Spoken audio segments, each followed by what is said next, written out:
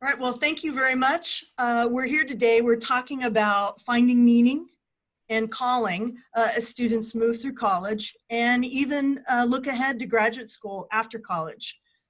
Charlyn, you're a faculty member in languages and literature. Nick, you're a faculty member in biology. How did you find, one at a time obviously, how did you find or create the path that you're on now?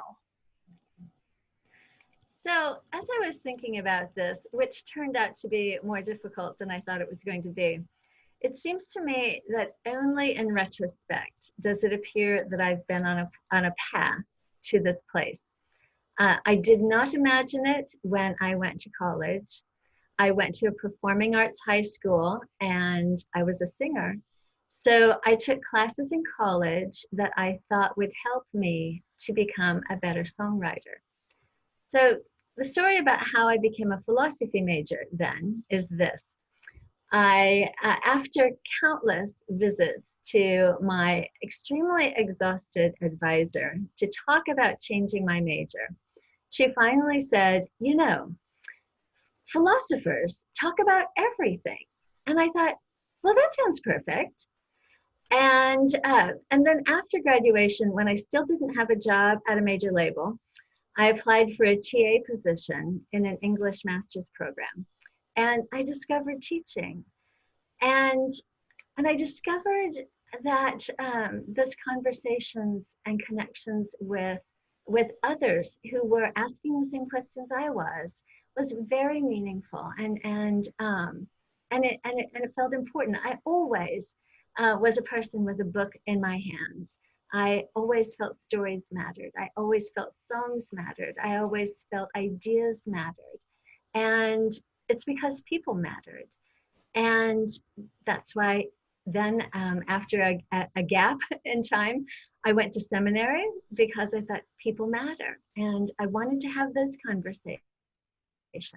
Those stories in ancient texts about ancient people led me then eventually to contemporary literature, contemporary Middle Eastern literature. And that was my PhD in comparative literature.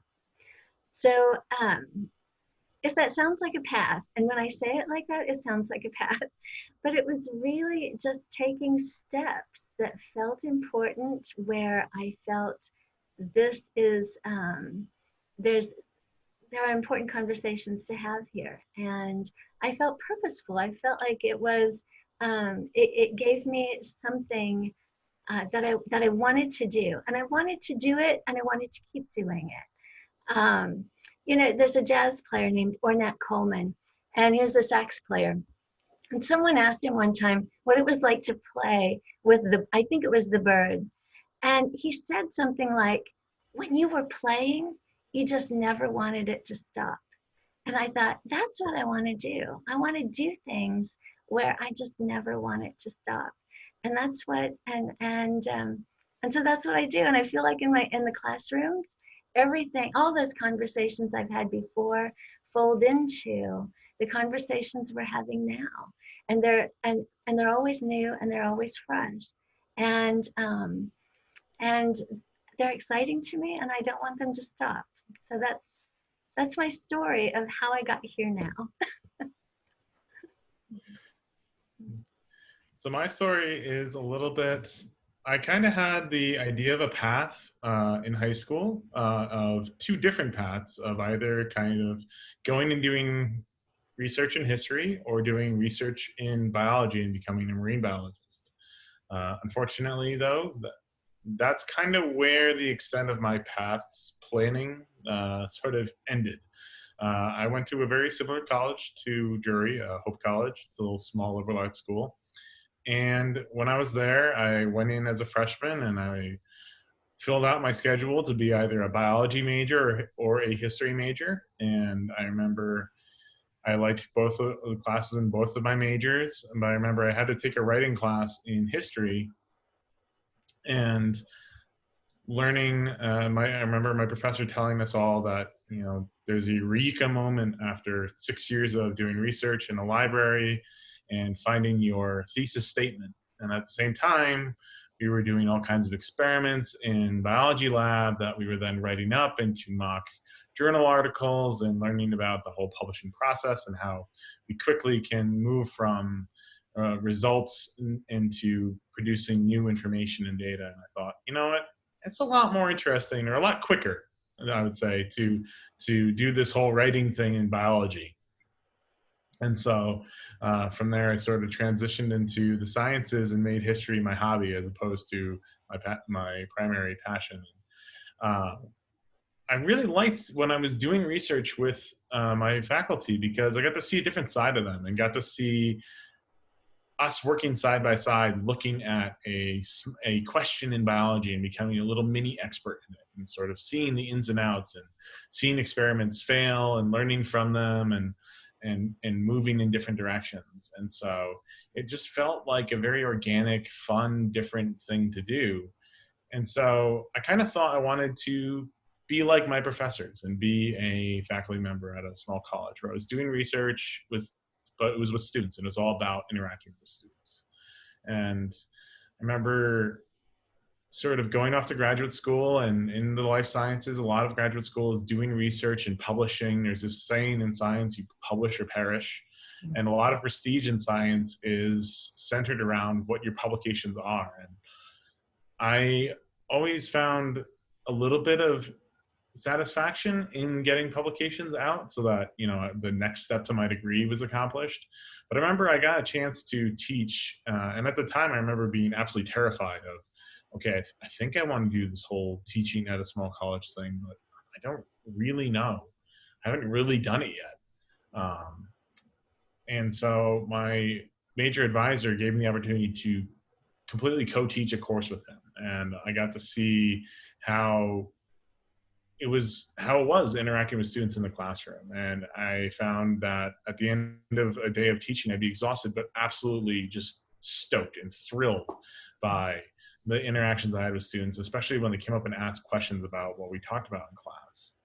And I remember walking back to the research lab with my major advisor after one of those classes and talking to him about sort of how exciting it was to talk to the students after class, and how, you know, I felt like after we published a paper recently that I was just so glad it was off my plate.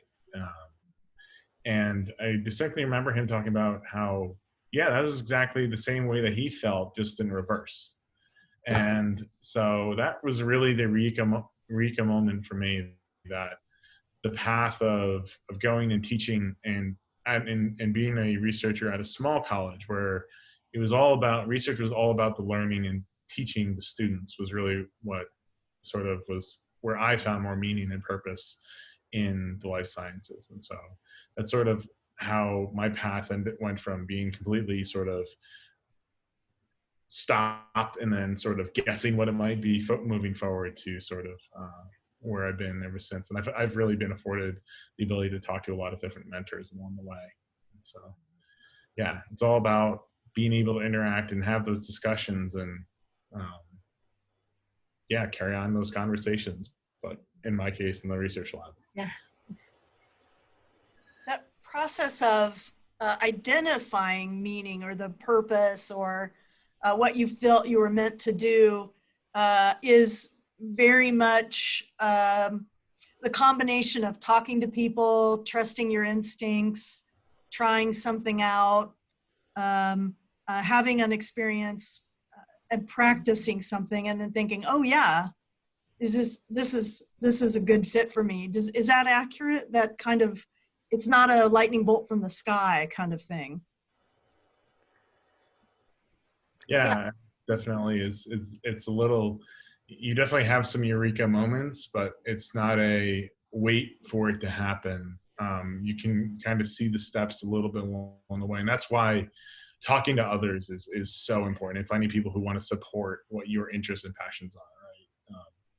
Good mentors ask you why you want to do something, why you're doing something, and thinking about that yourself is really, I think, just a key to it. I agree. And I like the way you frame that, Jennifer, because I think it takes a while before you start, well, I won't say you. It took a while for me to start calling that purpose.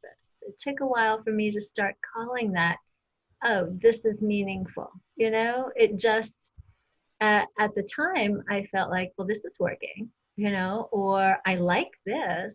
It took a while for me to associate that with a sense of I belong here. You know, I'm contributing to these conversations. I have something to say about this, which is meaning, right? Yeah, yeah, it is, absolutely. Yeah, that confirmation of sense of self and confidence and Yeah, satisfaction really with the path. that's another good word. Yeah. Yeah. Well, thank you both. This has been terrific. I'm excited for students to see this. I think it'll be great.